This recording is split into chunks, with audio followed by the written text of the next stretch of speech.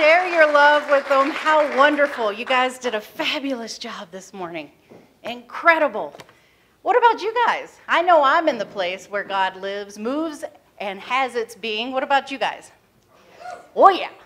And I'm not talking about right now, like right now in this moment. I'm talking about all the time in every aspect of your life. So is that a resounding yes? A resounding yes? Yes. Yes. Yes. Yes.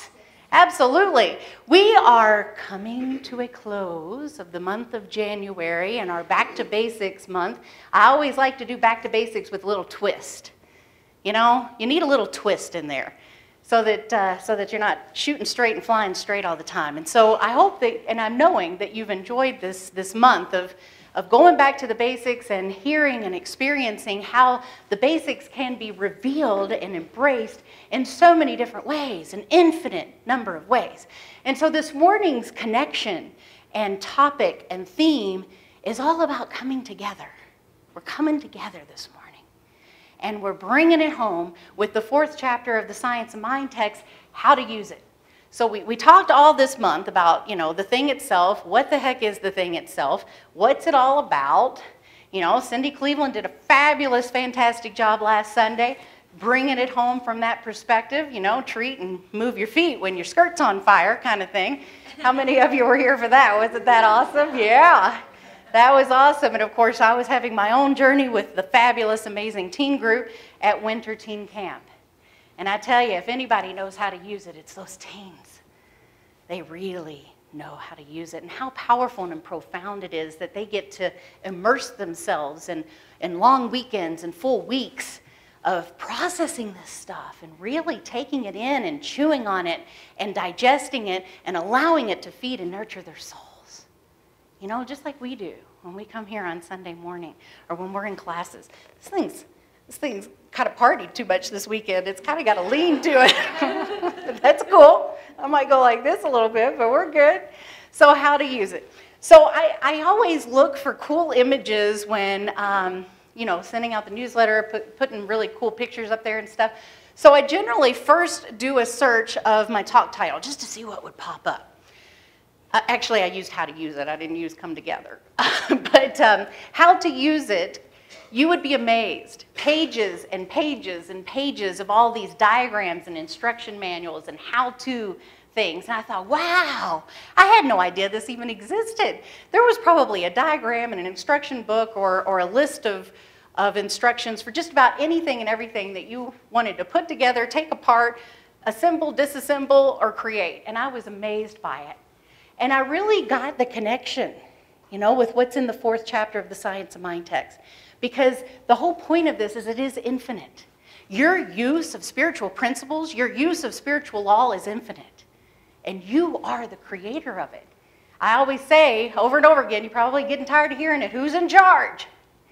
We are. But the good news is we're in charge and we have all these infinite choices we can make. We have all these infinite ways that we get to use the principles that we practice and teach here in the Science of Mind philosophy. And I think that's pretty cool. There isn't one diagram. There isn't one instruction book or manual that I have to follow because I get it from in here. You know, and in here grows and expands and comes alive and enriches and is enriched in all of the ways that I live my life. So it isn't stagnant. It's not dormant. It's extremely organic and vibrant.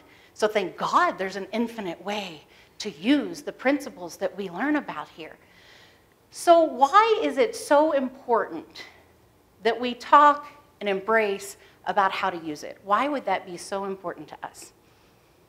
You know, other than the obvious, so that we don't get in a rut, so that we don't become dormant and stagnant and think that there's just one way to spirit. That's one good way.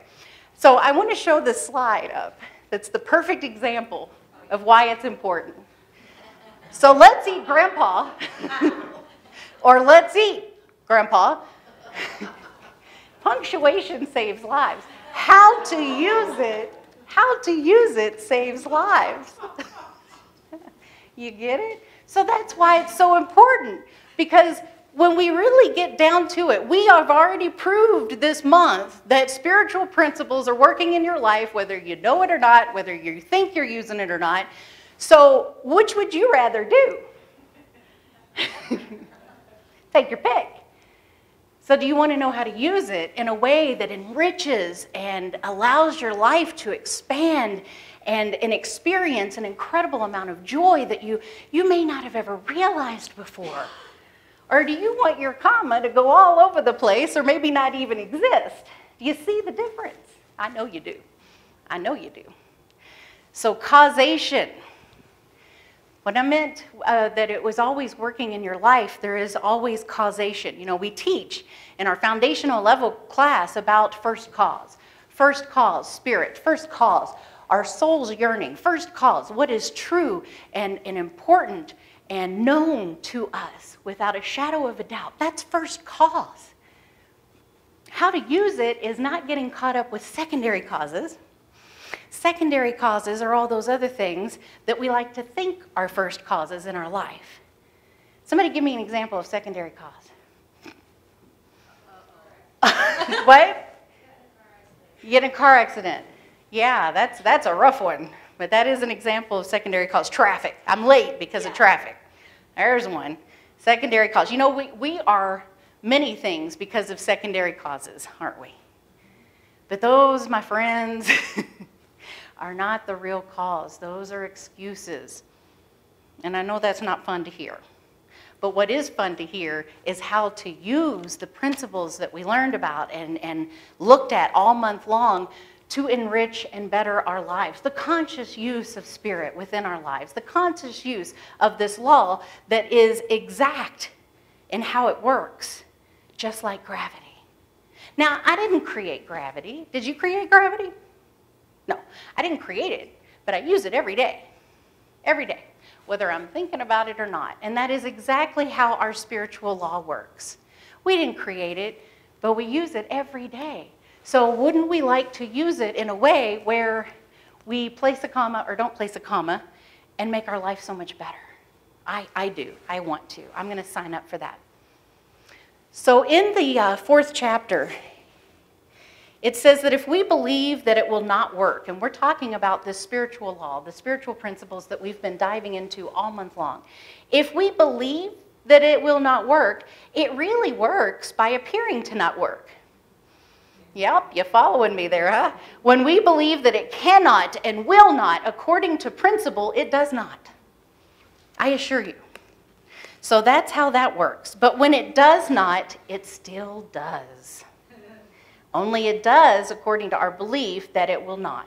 This is our own punishment. Now, granted, these are Ernest's words, and I'm reading. I normally wouldn't use the word punishment, but he's driving home a really good point here, so we're going with it, okay?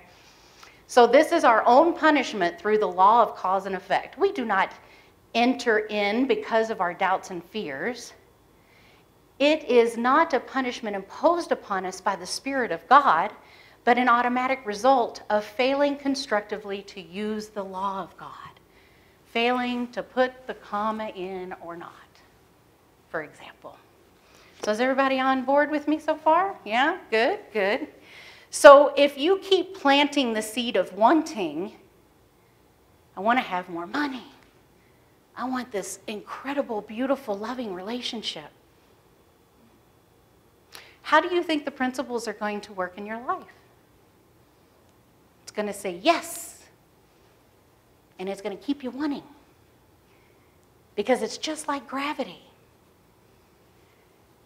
in a weird kind of way. It's there to support you. Gravity does not. So, but you see how it works? That was like a little mini joke there. But it's just like the law of gravity is what I mean. It's always operating, whether we're using it or not. But if we go around life wanting this and wanting that and da-da-da, we are going to continue to get the universe saying, yes, you're going to keep wanting and you're going to keep wanting. So how do we use this principle differently? What are we really saying when we say, I want more money or I want a great relationship?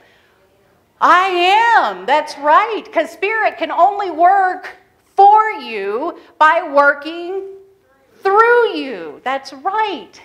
So if there's anything that I desire to experience in my life, I must embody it. I must know it within myself first. First cause, guys. First cause. So I know it within myself. Just like my favorite line of Ernest of all times, and it's in your bulletin, and it's in your bulletin because it's my favorite quote, and that is, the answer to the prayer is in the prayer. And I talk about this all the time. There's so many different ways that you can look at that. So the answer to the prayer is in the prayer.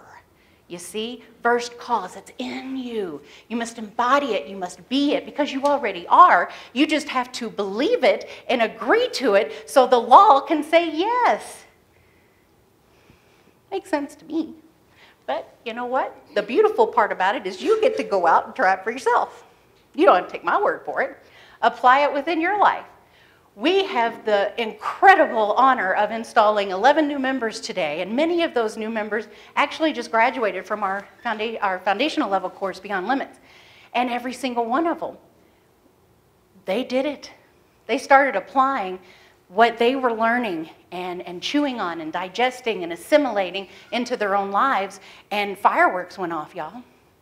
They could get up here and tell you amazing stories about how applying it alone created positive change and affected their lives in such a beautiful, wonderful way. So we want to know how to use it properly so that we can exact the results, the desired results that we want. And it's not just about the want, is it? It's about the knowing. It's about the becoming. I had put in here another example of why it's so important to use it consciously and mindfully, intentionally, and why it's so important to think of it like a diagram or an instruction manual. Because I make smoothies all the time in my Vitamix.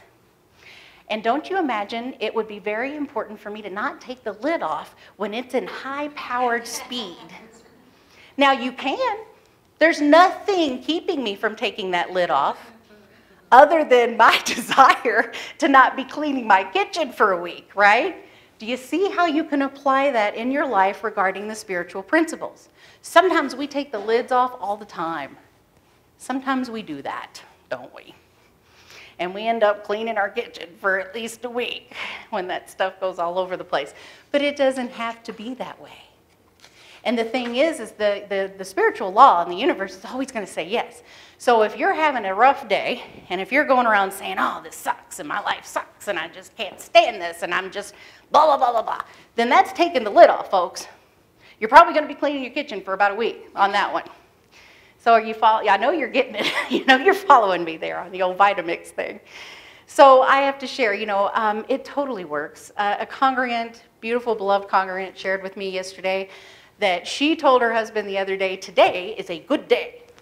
And then she went on to tell me all of the incredible manifestations and demonstrations that she encountered throughout her day that she truly did not expect, but was in total celebration and appreciation at the end of the day. And she knew it was because she started her day out proclaiming, today is a good day. That's beautiful, folks. I love that. I absolutely love it.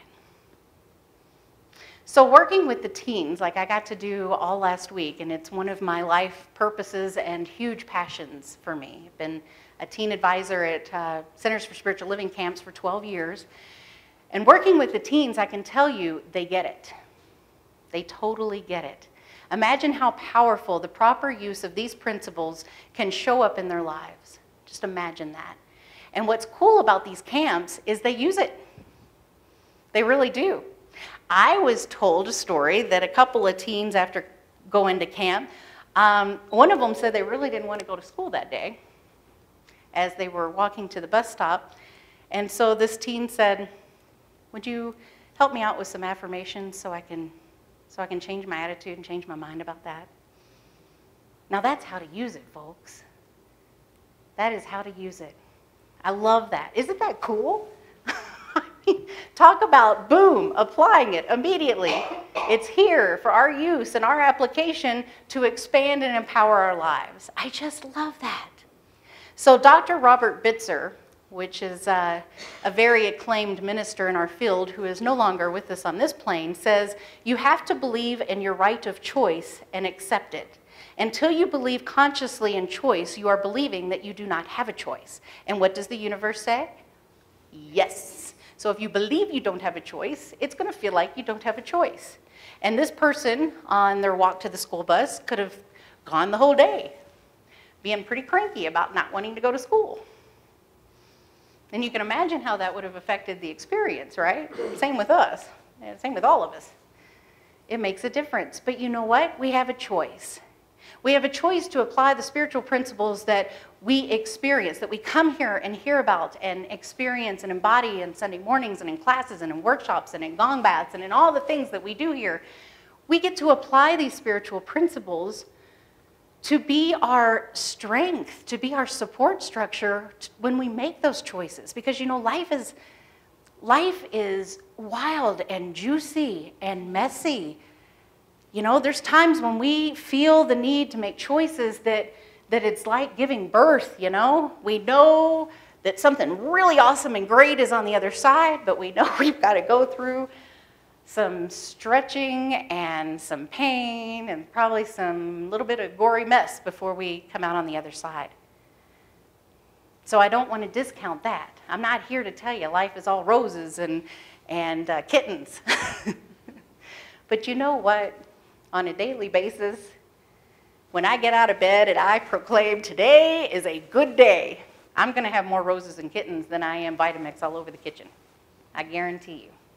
And that's just really what we're all here to do, is share in that and know it and experience it and demonstrate it for each and every one of us. And that's what doesn't necessarily allow us to get through life, but it's what allows us to thrive in life. It's what allows us to soar and to sing and to spread out our wings and fly and to give of our gift in that beautiful, unique way that we know that we're here to shine and give. So it's really a beautiful thing. So I have down here, read a section in 330 out of the chapter. So I'm going to do that. I don't rightly remember what it says, but I'm going to read it. Oh, it says, let us analyze this. One finds himself impoverished. He wishes to change the condition. He knows that it is not in accord with ultimate reality, that the Spirit imposes no limitations. Do we know that? I mean, really, truly, honestly, do we know that?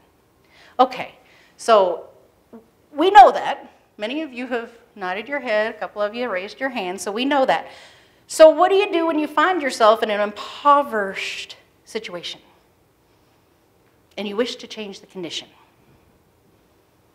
So you know that it is not in accord with ultimate reality and that the Spirit imposes no limitations. Therefore, he knows that his apparent limited condition has no real law, I like to say no real power, to support it. It is simply an experience of consciousness. First cause, y'all. Not secondary cause, first cause. It is simply an experience of consciousness. He wishes a definite result in the opposite direction. First, he realizes that the law of life is a law of liberty, a law of freedom, meaning he's got a choice. So the first job is to become aware of it. You know, you get to become aware, oh, this is not a situation I choose to stay in any longer. And then when you become aware of it, you realize, wait a minute, I kind of live and move and have my being in this universal substance that says there's a law of liberty, that says I have a choice. So what am I going to do? What am I going to do? Make a choice. Right, make a choice. I'm going to make a choice. He now states that this law of liberty is flowing through him. See, he embodies it. He is it. He doesn't wish it or want it or say it's coming tomorrow. He embodies it. It's flowing through him and into all of his affairs. Okay? But what happens if his limitation persists? What happens if limitation persists once you've done those couple of steps? So the idea is that he contradicts that. So right here, he must stop and declare that these things, these images of limitation, are neither person, place, or thing. They have no power, they have no personality, they have no presence, and no real law to support them. He does not believe in them, and they cannot operate in him. Do you know why? Because he doesn't believe in them. He dissolves them right then and there. I'm not saying that we don't have difficulties. I am saying that we have difficulties. But you know what? The only moment that has real power in any of our lives is this moment right now. And the reason why it has power is because I live in a law of freedom, in a law of choice. I get to choose to continue the experience that I find myself in, or I get to have another thought. And if that other thought is having a hard time taking root within my experience, I get to go back to principle. I get to take a moment, center myself, and go, whoa, wait a minute. This apparent Vitamix lid coming off and spraying all over my kitchen, it has no personality of its own. It has no power and energy of its own, only what I give it through my belief in it. And so I'm going to make a different choice right now. Right? I'm going to believe in something else. I'm going to believe in the law of liberty and that it flows through me. I'm going to believe in the fact that I have within me, through conscious use of these principles that we've been covering all month long, all of the energy, all of the creative energy that has created absolutely anything and everything that has ever been created before and ever will be created from now. Right there inside of each one of us. So we get to take charge because we're in charge. It's a beautiful thing, y'all. It's a beautiful thing, and how to use it. So I just really wanted to share that with you. Well, you're welcome. I'm all about that. So Reverend Jane Beach, who is an adorable, beautiful minister in our field, and I absolutely love her quotes, I want to share one of them with you this morning. I have discovered that life is always trying to give from its abundance. My job has been learning to allow myself to receive it. The more I deepen my faith, the more glorious my life becomes. As I listen to divine wisdom, instead of the limited thinking that sometimes shows up in my mind, more miracles show up. Leaning into love not only feels good, it allows me to receive from its bounty. And that's what we're doing. We're leaning into love. We're at the last Sunday of January, and we're going into February. And in February, our theme for the whole month is sharing the love. And so we're going to be leaning into love. And that's where we find our faith. And that's where we're more able to realize that we are deserving of all that we desire to receive from this unlimited, unique abundance of spirit and the universe. And so we're coming together this morning. So just picture yourself coming together with the divine spirit that we know resides within each one of our hearts and souls. And then I invite you to lean into the love of that knowing that is within you. And just take a moment and feel it. You can literally feel all of the cells of your body and your entire soul just open up a little bit more and expand when we lean into that.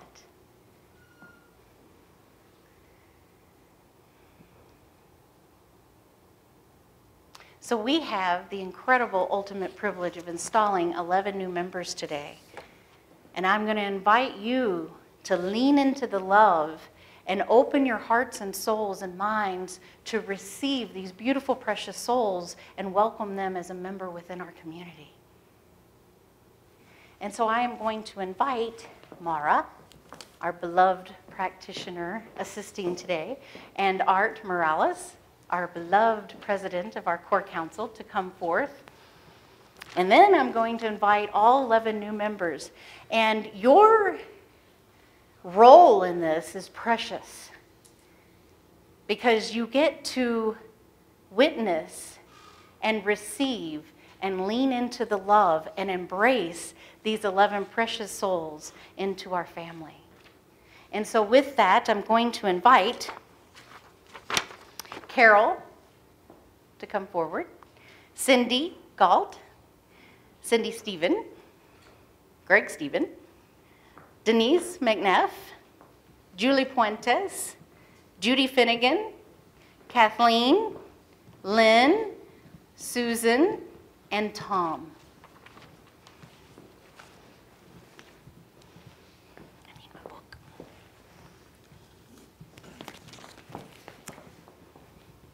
So let's come around so that you're facing all of these precious beings out here that are leaning into the love.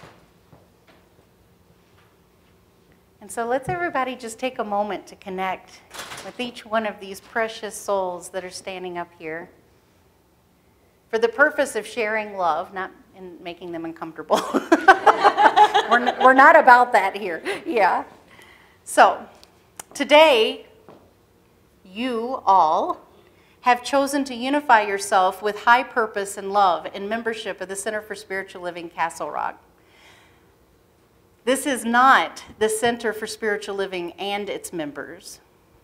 This is the center as its members, just like we embody spirit.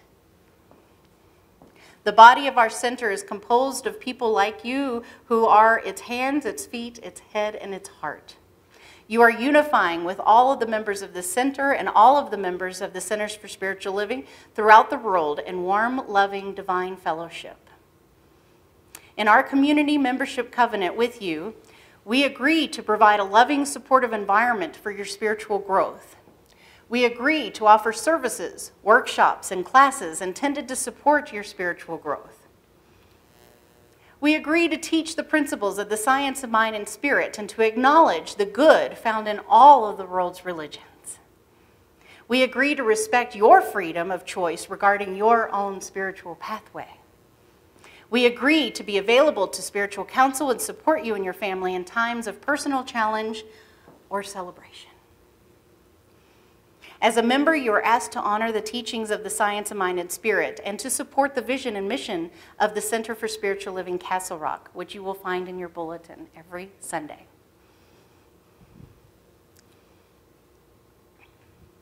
We invite you to make the following agreements: to practice the presence of God and to remind yourself to stay open to God's blessings. To practice unconditional love by treating others with respect and kindness. To use the resources of the Center for Spiritual Living Castle Rock so that you can continue your spiritual growth and development. To support the center with your time, your talent, and your finances so that it can continue to support you and others. Do you wish to make this covenant with our center? Yes. Thank you. It is an honor for me to share the spiritual journey with you. And I now ask Art Morales, who is the president of our core council, to officially welcome you on behalf of our core council. I get to officially welcome you. I get to read that, but I actually want to say something special. Okay, and that is that you are all a manifestation of the divine. And so welcoming you is like welcoming the divine into our center. You bring that with you, and so you're always a gift. As you enter into this membership, you are important in a unique way to each other and to all humanity. And think about that. All humanity. You're important. You were brought here through that vibration, and now you're here enjoying that. Your adherence to and practice of the teachings of the science of mind, you become a vital factor in establishing and maintaining the kingdom of heaven on earth. You are one with the very spirit of the divine presence and influence for good in the lives of all whom you contact. As you join in members, you and we are blessed as your lives are expanded into greater good. The only obligation placed upon you, and this is important, is the obligation you place on yourself in the fulfillment of the purpose in your heart and the meaning of this membership to you. Like Yeshua said, the power is within you. On behalf of our core council and the other members of this center, I lovingly receive each of you into membership in the Center for Spiritual Living of Castle Rock. And to our congregation, ladies and gentlemen, please join us in acknowledging our new members.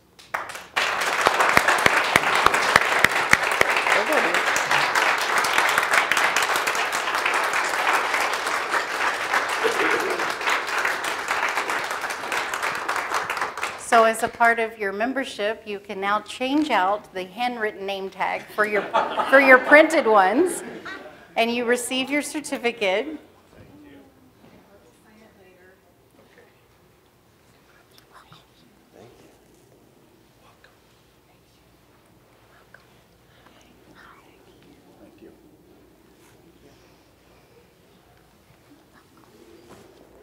First step, huh? That's right.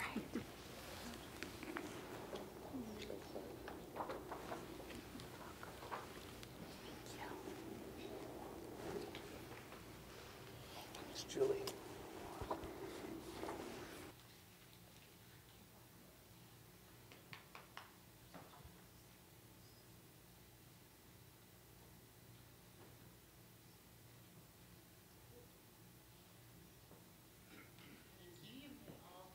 Once you've received your name tag and certificate. That's right.